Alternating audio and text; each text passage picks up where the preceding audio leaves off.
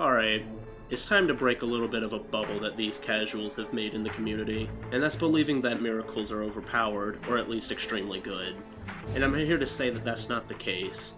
Running miracles by themselves is actually very underpowered, while both other schools of magic are actually very good at their respective tasks.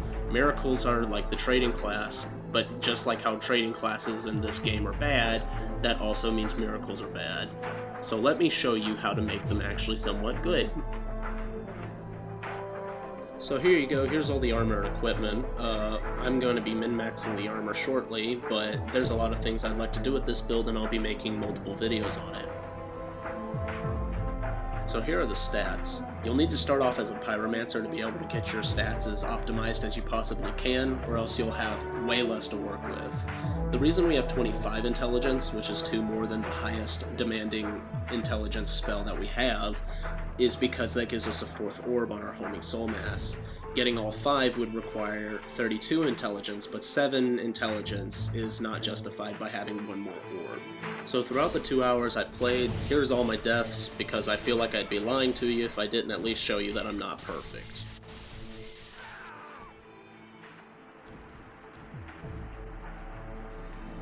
Don't worry, my friend, I'm just as confused as you are. Alright though, let's stop it with this stupid shit. Let's get this on the road, y'all. The entire way that we're getting this build to be viable is by taking the best sorceries and combining them with the best miracles that will benefit these sorceries. So the Deacon Greatstaff is the best candidate because it scales with faith, but it allows us to use sorceries. This is amazing. So what this effectively allows us to do is take sorceries and turn them into miracles.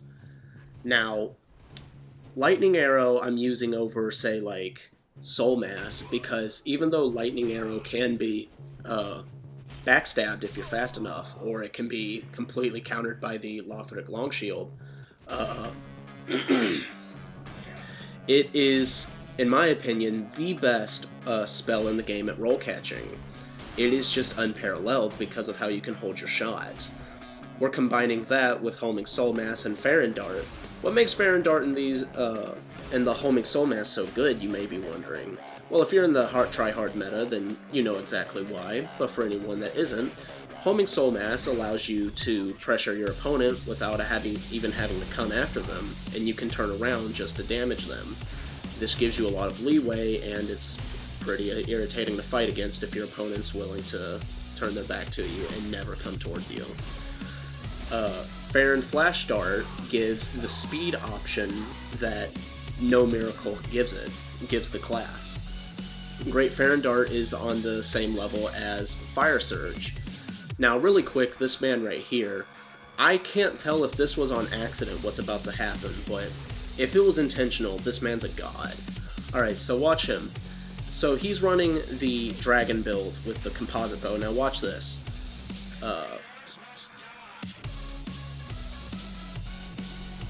After I heal, he does this. If he intentionally aimed that shot towards my head after me running, what an amazing player. Unfortunately, he's using bows, which are just indisputably awful. Now back to what I was saying, Lightning Arrow is a very great spell, but you see one of the biggest problems with it is that most builds can use the Lothric Knight Shield, which can give almost complete immunity to it. Well, how do we counter that, you may be wondering? Well, considering that we have 25 intelligence and 60 faith, we're able to effectively use a dark weapon, and considering that the longsword takes so little to be able to effectively use, that's my choice. I'm going to be going with the dark longsword. So if they decide to pull out the Lothric shield, they're still going to get chipped through rather well. Right there was an example of why you carry Farron Great Soul Dart, Great Dart. It gives that, like I said, the speed option, which is needed so bad by the miracle class, because the reason that so many of the miracles in this game aren't good is because of how slow they are. Lightning Arrow is the only thing that is exempt from this somewhat, in Way of White Corona, but It's not exactly an optimal spell. Now we are carrying Lightning Stake, and there is a reason for that. The reason is because it has a very large, lingering, disjointed hitbox. So it allows you to trade, or whenever your opponent is close to you and they underestimate the lingering hitbox, which, like I said, is disjointed, you're going to be able to do some rather nice things. Because even if you don't hit them with the brunt of the attack, they're still going to be taking about 200 to 300 damage if they roll through you. You'll see in these first couple of clips I'm using Projected Heal, but I realized, I remembered about Heal Aid, and Heal Aid, while healing very little, is about as much as a Projected Heal, but it's so fast and takes so little FP that for a dueling build, which this very much is, it is just indisputable that it's better than Project Heal, because it's so fast. It's so fast. Now, don't get me wrong, it's not like Project Heal is a bad spell. It's just I think Heal Aid's better because it's almost unpunishable with how fast it is. This person right here I lost to earlier, but this man probably believes that poise has been turned off and that armor doesn't matter, or else I don't see any other reason he'd be using that awful armor and be trying to trade with me, which is part of the reason that I didn't die instantly. So, if you're going to be running this build like this, and like I said before, this is Fashion Souls right here, not optimized armor, which I will be doing eventually, and just alternate between the two. But if you were using this armor set, the biggest weakness I would probably have to say is your damage absorption is just under 20, which can be easily fixed, but considering how little vitality you have, you really do not want to be trading ever, unless you have the poise from one of your miracles, because then the attack that you're receiving is lessened in damage. So anyway, yeah, that can be fixed with good armor choices, which I will be doing eventually, but like I said, this is Fashion Souls. Fashion Souls 101, everyone, learn it. So, this is my stance on buffs, okay? If you're going to invest stats into a buff that makes it unbelievably easy to kill an opponent, you should not expect me to allow you to do that. For there is no reason I should allow you to kill me easier. If you believe otherwise and that this is Honoru Souls, okay, get out. Dark Souls is not made to be a nice game, or else they would have called it Family-Friendly Souls or some shit. Learn it. Again, just learn everything, okay? Stop it, casuals. I've had it with you guys. Poise is turned off. Ultra Great Hammers are overpowered. Miracles are overpowered. Yeah, no. So anyway, now this fight right here I cut down a little bit because this man just runs around for like 2 whole minutes. So once I finally catch him, now I aggressed on him because I was getting bored. But if you're playing this build optimally in a try-hard situation, this build can play passively better than any other build if you ask me.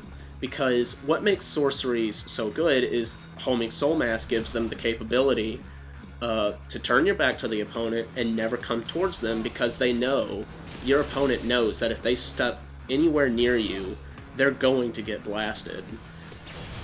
The same thing applies to this build, but the difference is that you have Heal Aid, you have Projected Heal, you have Regeneration, you have way more to take advantage of. Gives you a lot of options in how you want to play, because while this is mostly a passive build, it can be played aggressively, but it has so many options for playing passively.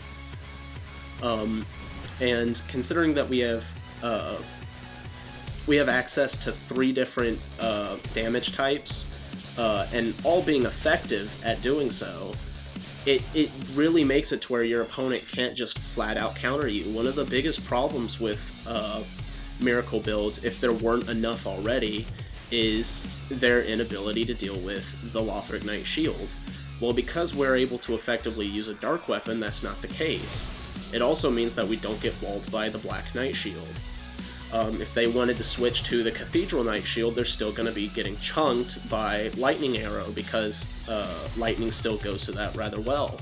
They can't make a decision against this build and it just be a definitive counter, which is part of what makes it so good in my opinion.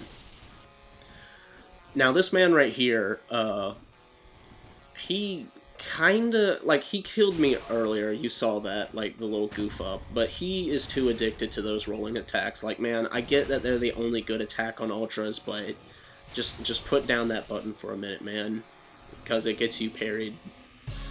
This was another long fight, which I had to cut down because this man playing, yet again, very passive, but nothing can beat this build when it comes to being passive, because I can heal and I can turn my back to you and I can do whatever the fuck I want to. This build has a very good way of controlling what happens in the battle, because you're able to do so much if your opponent doesn't fall into your traps. If they don't play by your rules, well, they're just not gonna like the outcome of the match now, are they? So yeah, he's trying to cheese me with a crossbow, which isn't the worst idea, but here's an example. Like, he's being way too passive, so, well, I mean, he got what he had coming to him. Just look how little FP that takes. That is beautiful. Now, I could have been a little bit quick right there and gotten out of that, but there you go. Bada bing, bada boom. So this person right here, I don't even know what to say. I could tell right away that this man wanted to parry. And I've already talked a lot about parrying, but see, watch. Nope, I'm not stupid enough for that life. Try parrying that, please. So addicted to that L2. Holy shit. That's why you carry Great Fair and Dart. Just, it's basically like having Fire Surge for Miracles. It's such a great option. Here's another example. Like, this man was actually pretty nice, but this is an example of your opponent being too damn passive that you can take advantage of. Like, your opponent simply cannot be passive and win against you, because you will always have the health advantage. You will always have those homing soul masses. You will always have the speed advantage. You will always have that dark longsword. And you could also carry a chaos one in case you wanted to. Say they pull out a Cathedral Knight greatsword. Chaos longsword is not a bad option. But it's not required. Just look at those roll catches. Like, you can't tell me that's not good.